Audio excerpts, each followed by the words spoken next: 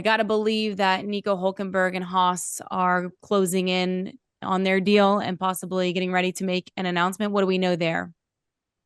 Yeah, so I think when a lot of people listen to this, the news will have been confirmed. So Thursday morning, we expect that to be done Mhm. from Haas. And obviously, that's been news that I think people have been expecting for a while now. Schumacher out, Hulkenberg in. Schumacher's future is really interesting because, where he goes next, hopefully he stays kind of in the orbit of F1. Maybe he goes to Mercedes in a reserve role or something.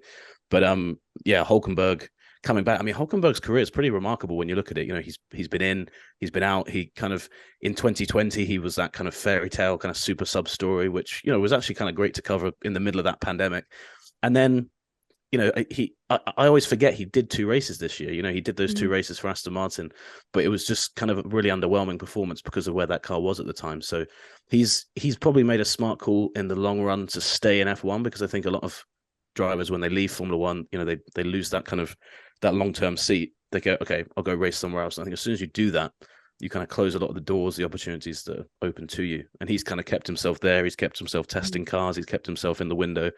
I think he's had over 180 race starts. Of course, the famous stat with him is he's not been on the podium, but in terms of experience, I think he's probably the best option that was out there, for Haas. If you look at, the people they were talking to, I mean, I don't think Danny Rick was ever a serious candidate there. So if you take him out of the mix, all the drivers Haas could have had, I think he was clearly the best option in terms of experience and kind of pedigree.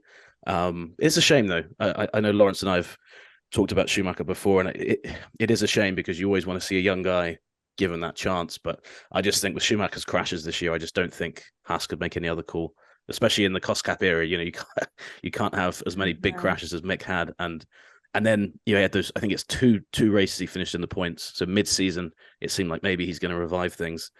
But it's a classic lesson to any rookie in Formula One or any young driver that you've got to be good when the car is good because Mick's performances have improved as the car has got a bit worse. That's not to say the car hasn't been there. Obviously, it took pole position on on Friday last week. But I think Mick has improved and the car's gone down, and that's worked against him because he's not been able to score those points that Kevin did at the start of the season, and ultimately that's kind of hurting them in the long run. It was such an awesome start for Haas in Yeah. Brazil on that Friday. I mean, what a moment, what a great drive by Kevin Magnussen. Laurence, what do you make of the team's decision to try to go for a more veteran, kind of steady, consistent performer as compared to sticking with a young, somewhat proven talent? Yeah, well, they've turned full circle because, they were meant to have at the start of this year Mick Schumacher and Nikita Mazepin, both in the second year in Formula One, having had them as rookies together last year. And I think they've learned their lesson. I think they realised that, if you are right at the back of the grid, like they were last year, then perhaps it's not going to make a difference. Your driver, just cannot overcome the performance deficit of the car.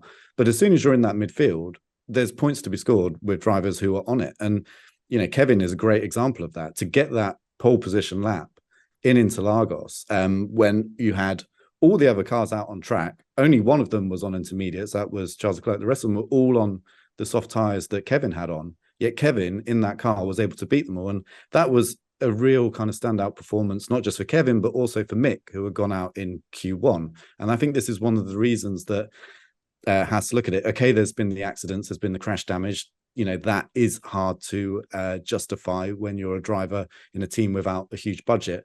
But also, Mick has always just struggled to get in the car and just perform really fast at the start of every weekend. Usually he will get there. And sometimes you see these really good stints in races, but it's just not consistent enough and it's not right from the start. And so when you have golden opportunities like Interlagos to put a Haas on the front row of the grid, Kevin was able to do it, and Mick, in the meantime, was starting last. And I think that's a big thing. And so also, with Kevin coming back in at the start of the year, and getting fifth in Bahrain, for example, they just realized, wow, when you put somebody who really is on it in this car, they can do some impressive stuff. And let's be honest, Kevin isn't really on the standard of Max Verstappen, Lewis Hamilton, but he's up there. And Nico, I think they see as a similar talent. And what's more, when you've got two of them in the same team, they really have to start to push each other. It's not a case that Kevin can just relax a bit because he knows in the other garage Mick's going to be struggling for most of the weekend before he finally gets up to speed. So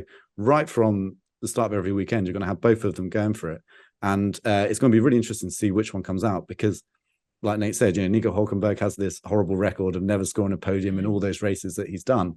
But both Kevin and Nico, I think, are both examples of careers which never really reached fruition. They never really got to the high point that they deserve. So both of them in a car together, in a team together, could be really good fun next year.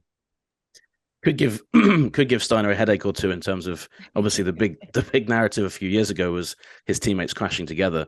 I think Haas, it's always interesting, isn't it? I think they've bounced between two very different extremes, where they had two competitive teammates who seemed to just, like, their cars seemed to be magnetically attracted to each other.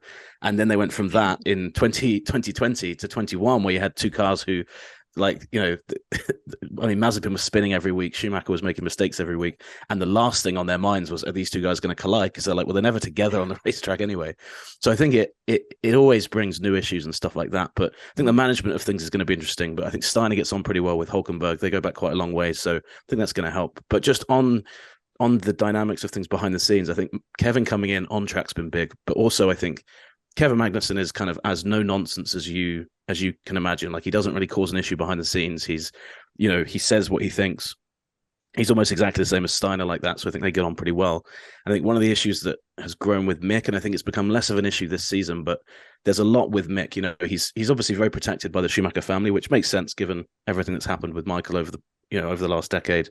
But I think that probably the way Mick has been managed over this 2-year period hasn't been ideal. And I think that when you can put up with that, if the driver that you're dealing with is scoring points and doing well, but when the driver's underperforming, you think this is an extra thing that we just don't need to deal with. It was the same with Mazepin. They looked at it and said, all this hassle that we have completely, for a driver that, isn't doing very well for us. So I think there's been a combination of things together. And I think that Mick, if he wants to succeed in Formula One, he probably needs to take a different approach. The next team he goes to, maybe, just the people, that are around him. I'm not saying he has to completely change everything, but I think that it's probably been quite a learning experience for him as well. So hopefully we'll see him back again, but it's hard to see where Mick goes. And I think that the gloss of his surname was always one of the attractive things there. But I think now people look at it and they say, well, okay, he might just be a fairly average driver with a very famous surname, which he wouldn't be the first one.